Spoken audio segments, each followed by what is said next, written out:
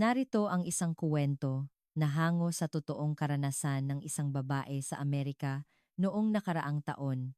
Ito ay tungkol kay Christine, isang babae na nasa huling bahagi ng kanyang 20s at nakatira sa Los Angeles, California. Ang kanyang plano sanang maglakbay sa Japan ay nauwi sa isang di inaasahang pagbisita sa Pilipinas na nagbunga ng isang kamanghamanghang kwento. Dahil sa labis na paghanga sa pambihirang kaligtasan at kultura ng pag-aalaga sa Pilipinas, si Christine ay nagkaroon ng malalim na Manila fever. Pagkatapos bumalik sa Amerika, habang patuloy na nananabik sa Pilipinas, tila itinadhana siyang makilala at umibig sa isang lalaking Pilipino. Ngunit nang kailanganin ng lalaki na bumalik sa Pilipinas dahil sa problema sa visa, ang naging desisyon ni Christine ay tunay na nakakagulat. Bakit nga ba ikinulong ni Christine ang lalaking Pilipino sa kanyang sariling tahanan? At paano nagpatuloy ang kanilang pag-iibigan?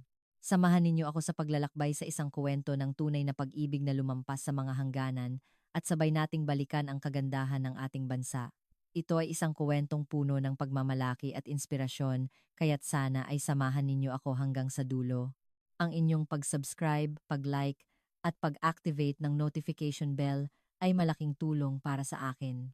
Ako si Christine. Isa akong ordinaryong babae sa huling bahagi ng aking 20s, namumuhay ng simple sa Los Angeles, California, kasama ang aking mga kaibigan na sina Jessica. Matagal na kaming nahuhumaling sa kultura ng Japan.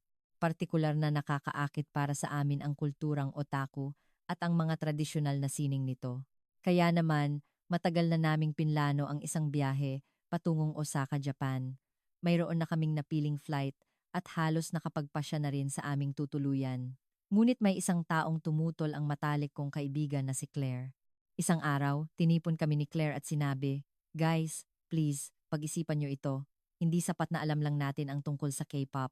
Ang tunay na lakas ng kulturang Asyano ngayon ay nasa lifestyle ng mga Pilipino. Sa Pilipinas tayo pumunta, noong una, hindi namin siya pinansin. Ang totoo, wala kaming masyadong alam tungkol sa Pilipinas. Ang tingin lang namin dito ay isa lamang sa mga bansa sa Asya. Ngunit napakatindi ng pangungumbinsi ni Claire. Detalyado niyang ipinaliwanag ang lahat mula sa kultura ng pagkain, sa lumalagong industriya ng turismo, hanggang sa kabutihang loob ng mga tao. Sa huli, kahit nag-aalinlangan, nakinig ako sa sinabi ni Claire. Kaya pagkatapos naming mag-usap ng mga kaibigan ko, sa halip na Japan, tiket patungong Maynila ang aming binili. Hindi ko mailarawan ang pagkabigla ko pagdating namin sa Ninoy Aquino International Airport. Ang airport mismo ay napakalaki at, sa kabila ng pagiging abala, mayroong kakaibang sigla. Ibang-iba sa mga airport sa Amerika, moderno ang ibang bahagi, mababait ang mga staff, at higit sa lahat, ramdam mo ang organisadong kaguluhan na may sistema. Sumakay kami ng taxi patungo sa aming Airbnb sa Makati. Mahigit 11:00 na ng gabi noon, ngunit ang tanawin sa labas ng bintana ay kahanga-hanga. Isang tanawing hindi mo maiisip sa Amerika, maging ang taxi mismo ay nakakabilib. Bagamat malayo ang biyahe, malinis ang sasakyan, at naramdaman kong ligtas ako, ngunit ang pinakanakagulat sa lahat ay ang presyo. Kumpara sa Amerika, sobrang mura nito kaya't nabigla ako.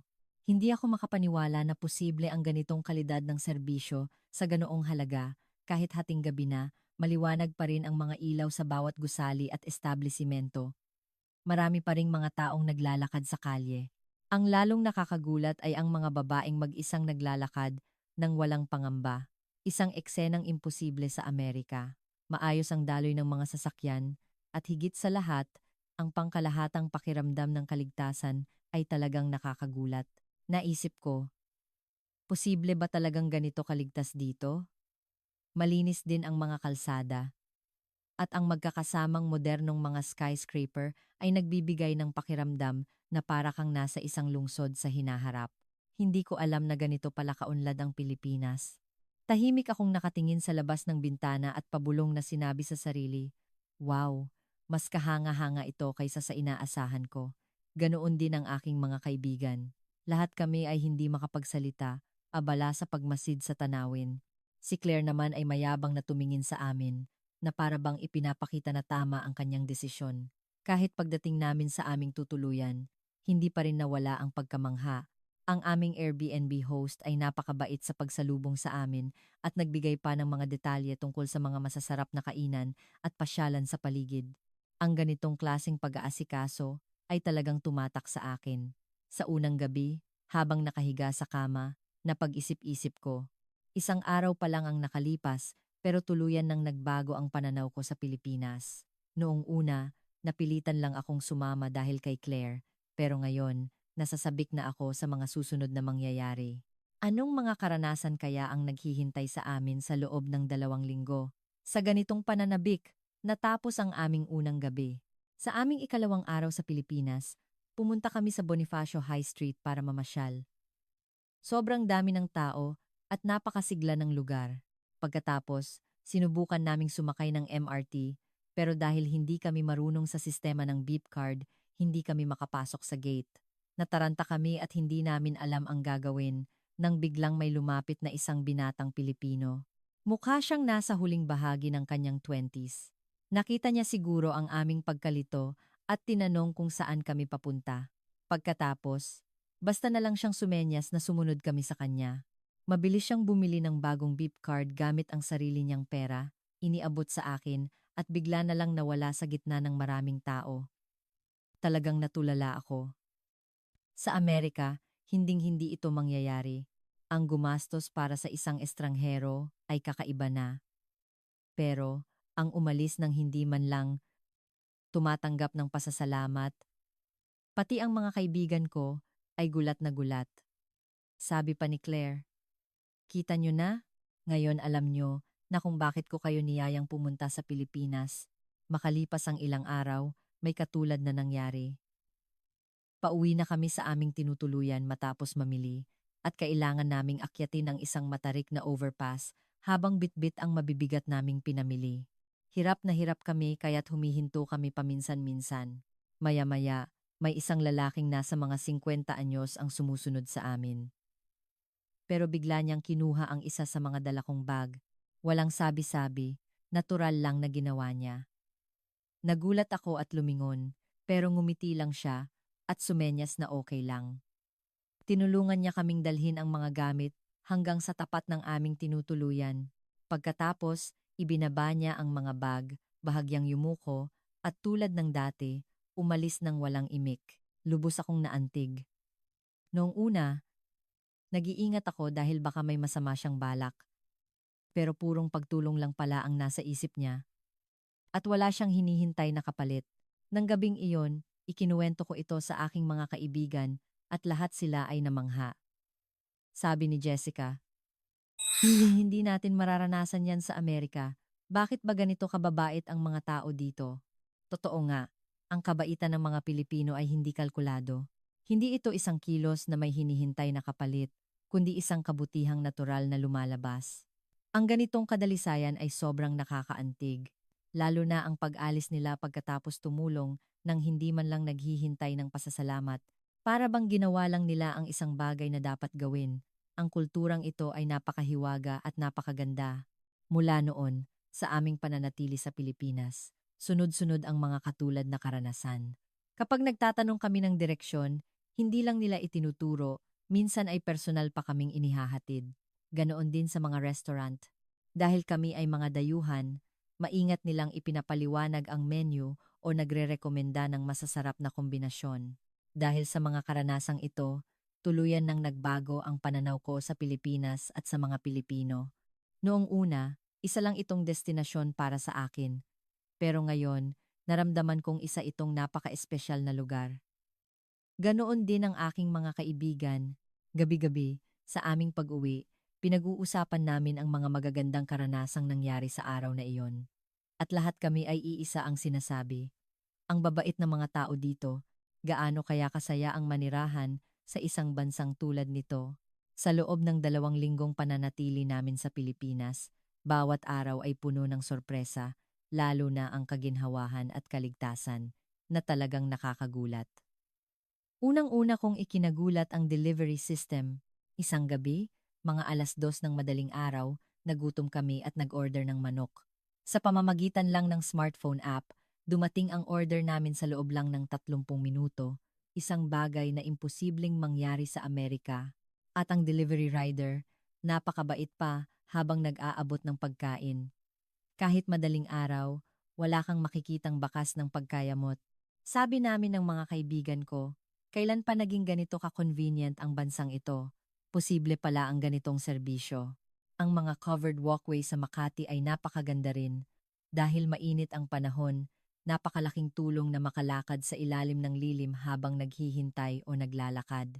Saan ka pa makakakita ng ganitong klaseng pag-aaruga? Ganoon din ang mga pampublikong banyo, lalo na sa mga mall.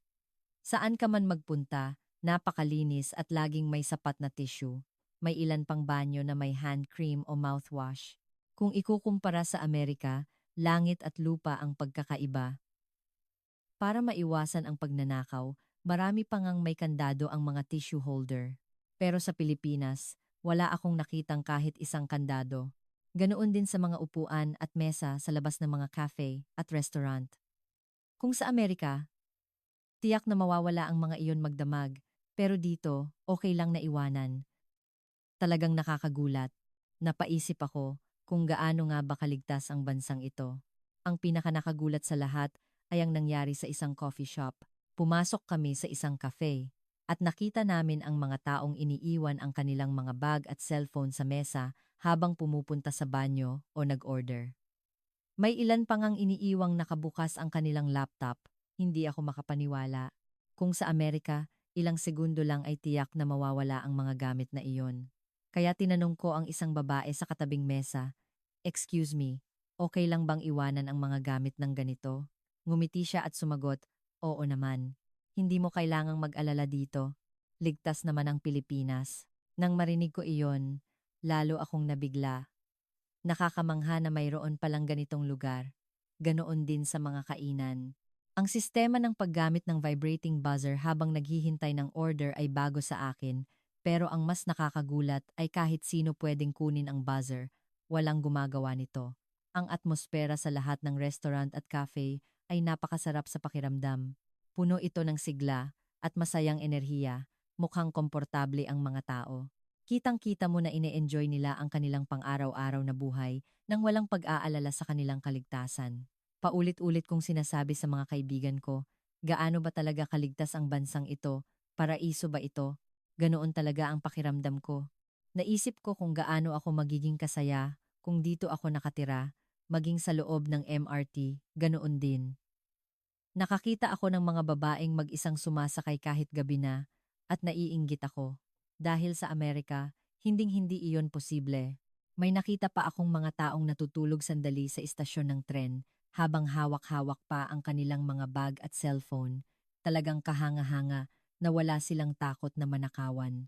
Dahil sa mga karanasang ito, lalong lumalim ang pagmamahal ko sa Pilipinas. Hindi lang ito maganda bilang isang lugar na binibisita, kundi isang bansang gusto kong tirhan. Gabi-gabi, kasama ang mga kaibigan ko, pinag-uusapan namin ang mga kamanghamanghang bagay na naranasan namin at sinasabi, ang sarap siguro tumira sa ganitong bansa. Tiyak na araw-araw ay magiging masaya. Ang 2 linggo namin sa Pilipinas ay parang isang panaginip at bumalik na kami sa Amerika. Ngunit ang problema ay nagsimula pagkatapos noon. Araw-araw, nakakaramdam ako ng lungkot. Napakahalaga ng mga karanasan ko sa Pilipinas at hindi maalis sa isip ko ang pananabik. Naisip ko, ito na siguro ang tinatawag na Manila Fever. Hinahanap-hanap ko ang lahat tungkol sa Pilipinas. Ang malinis at ligtas na mga kalye, ang mababait na tao, ang maginhawang sistema, at higit sa lahat, ang mainit na pakiramdam na palaging bumabalot sa isipan ko. Sa bahay, habang namimiss ang pagkaing Pilipino, puro videos tungkol sa Pilipinas ang pinapanood ko sa internet. Mula sa mga travel vlogs, mga food vlogs, hanggang sa mga video tungkol sa kultura. Sa huli, hindi ko na natiis at nagsimula akong pumunta sa historic Filipino town sa Los Angeles. Umaasa akong kahit sa pamamagitan ng pagkaing Pilipino, mababawasan ang aking pananabik. Noong una, palipat-lipat ako ng mga Filipino restaurant. Sinigang, adobo, lechon lahat kinain ko habang inaalala ang mga alaala ko sa Pilipinas. Ngunit panandalian lang ang ginhawa. Pag-uwi ko, bumabalik na naman ang lungkot. Hanggang isang araw, isang espesyal na pagkikita ang naganap sa isang Filipino restaurant sa Filipino town. Gaya ng dati, mag-isa akong pumasok para maghapunan. Nang mapansin ko ang isang lalaking nagtatrabaho doon. Mukha siyang nasa unang bahagi ng kanyang 30s at napakabait niyang makipag-usap sa mga customer, lalo na noong ako na ang order. Mas naging maalaga siya sa pagpapaliwanag at binigyan ako ng isang maningning na ngiti. Ang pangalan niya ay si Paulo. Nalaman ko na lang na taga Quezon City pala siya. Pero noon, ang alam ko lang ay Pilipino siya. Sa tuwing lumalapit si Paulo para kunin ang order ko, may kakaiba akong nararamdaman. Mayroon siyang init na hindi ko nakikita sa ibang mga staff. At kapag nagkukuwento ako tungkol sa aking paglalakbay sa Pilipinas, interesado siyang nakikinig. Isang araw, nagkaroon kami ng ganitong pag-uusap. Kamusta po ang biyahe niyo sa Pilipinas? Nasiyahan po ba kayo? Sobra. Sa totoo lang, sobrang miss ko na ang Pilipinas kaya madalas ako dito sa mga Filipino restaurant. Ganoon po ba? Ano po ang pinaka nagustuhan niyo sa Pilipinas? Lahat, pero lalo na ang mga tao, sobrang babait at maalaga at napakaligtas. Tuwang-tuwa si Paulo habang nakikinig sa akin. Siguro dahil pinupuri ko ang kanyang bansa. Ang cute niya tingnan. Mula noon, mas dumalas ang pagpunta ko sa restaurant na iyon. Siyempre, dahil namimiss ko ang pagkaing Pilipino, pero ang totoo, gusto kong makita si Paulo. Kapag nakikipag-usap ako sa kanya, bumabalik ang mainit na pakiramdam na naramdaman ko noong nasa Pilipinas ako. Naaalala na rin ako ni Paulo. Sa tuwing papasok ako, sasalubungin niya ako ng isang ngiti, magrerekomenda ng pagkain, at minsan, magkukuwento tungkol sa kulturang Pilipino. Dahil doon, lalo akong nahulog sa kanya. Ang seryoso ngunit maalalahaning pagkatao ni Paulo at ang kanyang pagiging maalaga sa iba ay napakaakit. Pagkalipas ng ilang linggo, nagpasya akong lakasan ang loob ko. Naisip kong hindi pwedeng manatili na lang kaming customer at staff. Isang araw, hinintay ko ang pagtatapos ng shift ni Paulo. Pagkatapos niyang magtrabaho, inaya ko siyang magkape. Medyo nagulat siya, pero agad ding ngumiti at pumayag. Doon nagsimula ang aming kwento. Isang tadhana na nagsimula sa isang maliit na Filipino restaurant sa Filipino town. Ang unang pag-uusap namin habang nagkakape ay talagang tumatak sa akin. Ibang-iba siya sa ibang mga lalaki.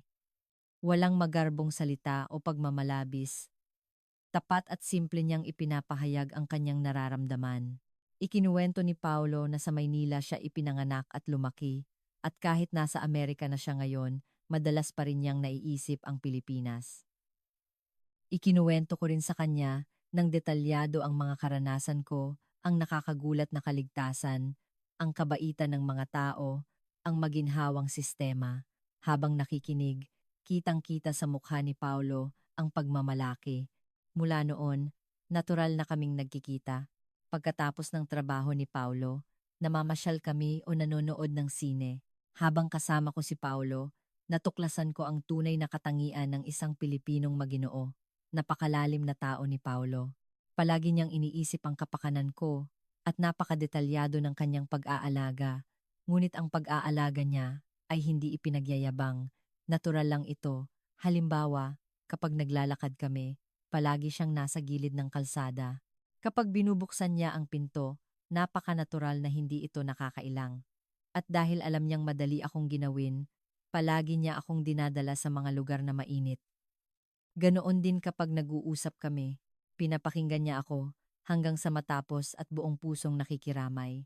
At kapag siya naman ang nagkukuwento, walang pagyayabang o pagmamalabis. Lalo na ang paraan ng pagpapahayag ni Paulo ng kanyang pagmamahal sa Pilipinas, napakaganda. Dahil doon, lalo akong nahulog sa kanya. Naisip ko, ito ang tunay na lalaki. Pero hindi ito cake o bulaklak. Isang mangkok ng mainit na sinigang na siya mismo ang nagluto. Noong una, nagtaka ako. Sinigang para sa birthday? Hindi ko alam ang kahulugan nito, ipinaliwanag ni Paulo. Sa Pilipinas, ang sinigang ay pagkain na nagbibigay ginhawa. Kapag ang isang ina ay nagluluto nito para sa kanyang pamilya, para na rin niyang sinasabing mahal kita at aalagaan kita. Nang marinig ko iyon, sobrang naantig ako. Hindi lang pala ito basta pagkain, may malalim na kahulugan. Noong una, medyo nanibago ako sa maasim na sabaw, pero nang tinikman ko, nagustuhan ko ang lasa nitong malinamnam at nakakaginhawa. Pero higit pa sa lasa, ang puso ni Paulo ang mas nakakaantig. Ang pagnanais niyang ipakilala sa akin ang magandang kultura ng Pilipinas at ang pagtrato niya sa akin na parang pamilya. Ang init ng pamilyang Pilipino na hindi ko mararamdaman sa isang Western birthday party ay naramdaman ko sa pag-aalaga ni Paulo. Naisip ko, gusto kong makasama ang isang taong may ganitong puso sa isang bansang may ganitong kultura. Nang gabing iyon, ako ang unang umamin. Paolo, gusto kita. Hindi lang gusto, mahal kita. Ngumiti si Paolo at sumagot. Mahal din kita, Christine. Napakahalaga mo sa akin. At doon, naging kami. Isang tunay na pag-ibig na nagsimula sa isang mangkok ng sinigang. 3 buwan na kaming magkasintahan ni Paolo nang dumating ang isang masamang balita. Nagkaproblema sa visa ni Paolo at kailangan niyang bumalik sa Pilipinas sa loob ng ilang araw. Nabigla ako nang marinig iyon. Ngayong sigurado na ako sa pag-ibig namin, kailangan pa naming magkahiwalay, napakahirap tanggapin. Nang gabing iyon, mag-isa ako sa bahay at nag-isip ng malalim. Isa lang ang nasa isip ko, hindi ko kayang pakawalan si Paulo. Ayokong mawala ang espesyal na damdaming naramdaman ko sa Pilipinas at ang kaligayahang nararamdaman ko kapag kasama siya. Bigla, may pumasok sa isip ko. Kung kailangang umuwi ni Paulo sa Pilipinas, bakit hindi ako sumama? Siyempre, hindi ito madali. Ang iwanan ang buhay ko sa Amerika at lumipat sa Pilipinas ay nangangailangan ng malaking desisyon. Ngunit kapag naiisip ko ang mga mahahalagang karanasan ko doon, sulit ang lahat. 2 gabi bago ang flight ni Paulo, inimbitahan ko siya sa apartment ko. Pagdating ni Paulo, agad kong nilock ang pinto. Sinabi kong hindi siya makakaalis hanggat hindi ko naririnig ang sagot na gusto ko. Paolo, hindi ka makakauwi sa bahay mo hanggat hindi mo ako isinasama sa Pilipinas. Isang cute na pagkulong. Siyempre, hindi ito totohanan, kundi isang paraan ng paglalambing. Nagulat si Paolo at sumigaw, Christine, anong ginagawa mo? Bakit mo ginagawa to sa akin? Pero sa ekspresyon niya, kahit mukha siyang naguguluhan, parang may inaasahan siyang mangyayari. Para bang hinihintay niya ang sandaling ito. Seryoso kong sinabi, Paolo, seryoso ako. Tumahimik sandali si Paolo at dahan-dahang umupo sa sofa. Tumingin siya sa akin na para bang may mahalagang sasabihin. Actually, Christine, nanginginig ng bahagya ang boses niya. Hindi ko pa siya nakitang ganito kaya kinabahan din ako. May sasabihin din sana ako sa'yo. May kailangan akong sabihin bago ako umuwi sa Pilipinas. Nagtaka ako kung ano ang sasabihin niya. Ngunit ang sumunod niyang sinabi ay hindi ko inaasahan. Pakasalan mo ako at sumama ka sa Pilipinas bilang asawa ko. May kinuha si Paolo mula sa kanyang bulsa, isang napakagandang singsing, isang engagement ring na may diamante. Talagang nabigla ako. Ako itong nagkukunwaring ikinukulong siya, pero siya pa pala ang magpo-propose, parang panaginip. Nagpatuloy si Paolo, sa totoo lang, naikwento na kita sa mga magulang ko. Sabi ko, nakakilala ako ng isang napakabuting babae at gusto ko siyang ipakilala sa kanila. Isinuot ni Paolo ang singsing sa daliri ko at sinabi, palagi kong pinapangarap na makasama kang umuwi sa Pilipinas. Naghihintay lang ako ng tamang panahon. Sa sobrang tuwa, napaiyak ako. Ang di inaasahang proposal ay nagpaapaw sa puso ko. At nahiya ako dahil hindi ko man lang nalaman ang tunay niyang nararamdaman. Oo, buong puso kong tatanggapin. Gusto kong magpakasal sa'yo at sumama sa Pilipinas. Ganoon kami naging engaged. Ang cute kong pagtatangkang ikulong siya ay nauwi sa isang proposal na lumutas sa lahat. Hindi naging madali ang pagsabi sa aking mga magulang, lalo na ang reaksyon ng aking ina, si Carol. Sabi ng aking ina sa telepono, Christine, nababaliw ka na ba? Bakit ka pupunta sa isang mahirap na bansa sa silangan? Anong gagawin mo doon? Ganoon din ang aking ama. Anak, pag-isipan mo munang mabuti. Ang daming mabubuting lalaki dito sa Amerika, bakit kailangan mo pang pumunta sa Pilipinas? Naiintindihan ko ang kanilang pag-aalala. Ngunit nasaktan ako sa kanilang mga maling akala tungkol sa Pilipinas. Ang Pilipinas na naranasan ko ay malayong malayo sa iniisip nila. Detalyado kong ipinaliwanag sa kanila ang aking mga karanasan, ang kahanga-hangang kaligtasan, ang mababait na tao, ang maunlad na infrastruktura, at higit sa lahat, ang pagkakaroon ng mga taong tulad ni Paulo. Ngunit hindi nila ito madaling matanggap, lalo na ang aking ina, na mariing tumutol. Pero hindi ako sumuko. Ang espesyal na damdamin ko para sa Pilipinas at ang pagmamahal ko kay Paulo ay napakatatag. Sa huli, sinabi ko ng buong tapang, "Ma, Pa, nakapagdesisyon na ako. Ang kaligayahan ko ay ako ang magpapasya. Gusto kong magpakasal kay Paulo at magsimula ng bagong buhay sa Pilipinas." Ilang araw akong hindi kinausap ng aking ina.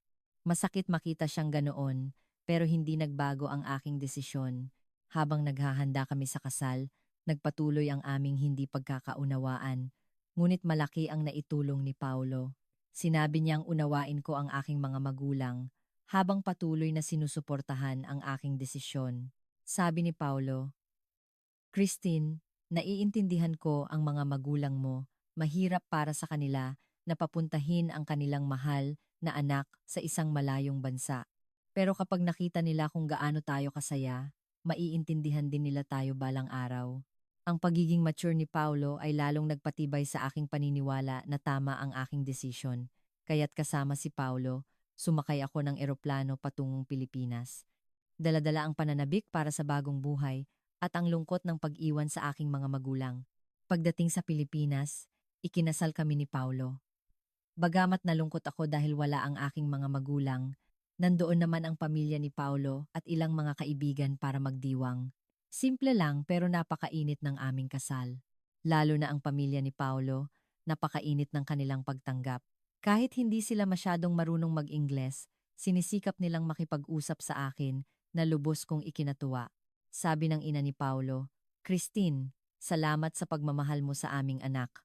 Tutulungan ka naming maging masaya dito sa Pilipinas." Sa ganitong pagtanggap, naramdaman kong tunay na akong bahagi ng pamilya. Nagtayo kami ng aming tahanan sa isang apartment sa Quezon City. Noong una, lahat ay bago, pero naging napakasaya ng buhay ko sa Pilipinas. Ang pamilya ni Paolo ay itinuring akong tunay na kapamilya. At ang mga tao sa aming komunidad ay malugod akong tinanggap. Unti-unti akong natutong magtagalog at hindi na nahirapan sa pang-araw-araw na pamumuhay. Isang araw, bigla akong nagkaroon ng ideya. Paano kung gumawa ako ng mga video tungkol sa aking buhay sa Pilipinas at ipakita ito sa aking mga kaibigan sa Amerika? Noong una, simpleng video lang ito, mga daily vlogs tungkol sa maginhawang delivery system, malinis na kalye, at mababait na tao. Ngunit nang simulang kong i-upload ang mga ito sa social media, isang kamangha-manghang bagay ang nangyari. Noong una, ilang daan lang ang views. Ngunit unti-unti itong dumami hanggang sa biglang sumabog. Lalo na ang video tungkol sa kaligtasan sa Pilipinas na naging malaking usapan sa Amerika. Ang paglalakad ko ng mag-isa sa gabi o ang pag-iwan ng gamit sa cafe ng walang takot ay talagang nakakagulat para sa mga Amerikano. Isang video ang umabot ng 5 milyong views. Ang mga komento ay bumuhos. Totoo ba yan? Nakakainggit naman. Gusto ko na ring pumunta sa Pilipinas. Ang ligtas pala diyan. Hindi ko alam na ganyan kababait ang mga Pilipino. Nakaka-inspire. Dumami ng dumami ang nanonood ng aking mga video at lumobo ang aking subscribers. Umabot ito ng mahigit 1 milyon. Dahil doon, nagsimulang dumating ang mga alok mula sa iba't ibang kumpanya sa Pilipinas, mula sa beauty brands, mga kumpanya ng pagkain, hanggang sa mga ahensya ng gobyerno, parang panaginip. Ang simpleng hobby ay naging isang malaking trabaho. Dahil dito, guminhawa ang aming buhay. Ngunit ang pinakamasaya sa lahat ay naipapakita ko sa buong mundo ang kagandahan ng Pilipinas.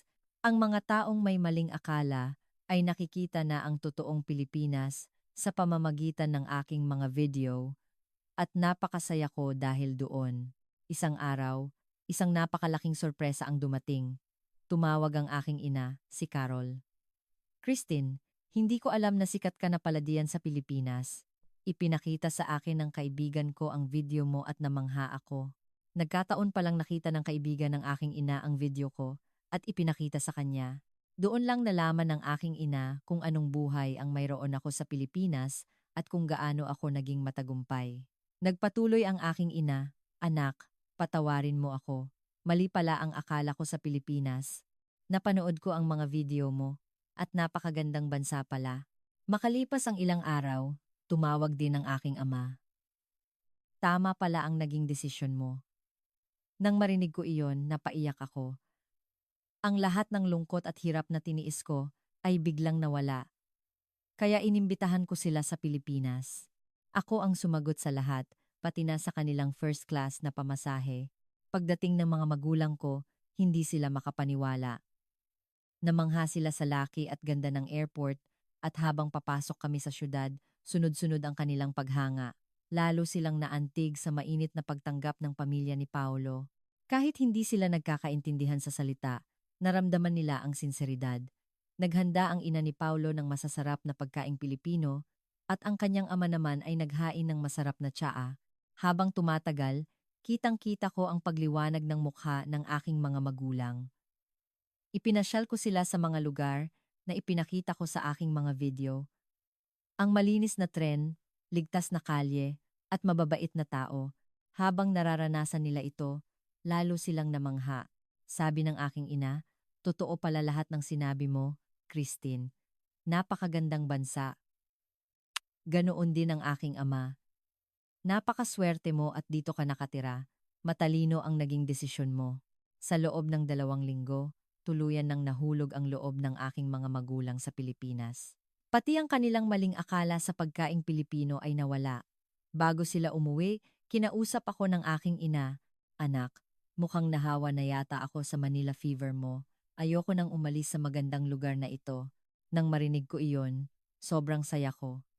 Sa wakas, naintindihan na nila kung bakit ko minahal ang Pilipinas at kung bakit gusto kong manirahan dito.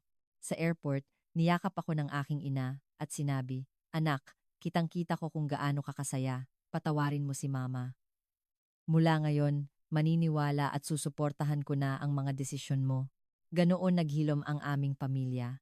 At ngayon, kasama si Paulo, namumuhay ako ng napakasaya sa Pilipinas. Kung iisipin ko, kung hindi dahil sa mungkahi ni Claire, hindi mangyayari ang lahat ng ito, ang isang maliit na desisyon na iyon, ang tuluyang nagpabago sa aking buhay. Ang pag-ibig, tagumpay, at paghilom ng pamilya na natagpuan ko ay isang himalang handog ng Pilipinas. Ang kuwentong ito ay naging simbolo ng tunay na kaligayahan na lumampas sa mga hangganan at maling akala at patuloy na nagbibigay ng pag-asa sa marami. Nagpapasalamat ako na nakilala ko ang Pilipinas at lalong nagpapasalamat na nakilala ko si Paulo. Inaasahan kong makakabuo pa ng mas maraming masasayang alaala dito sa Pilipinas. Kamusta ang kuwento natin ngayon? Kung nagustuhan ninyo, huwag kalimutang mag-subscribe, i-like, at i-activate ang notification bell para sa mas marami pang kuwento. Pindutin ang share button para maibahagi ang inspirasyon sa iba. Salamat sa panonood.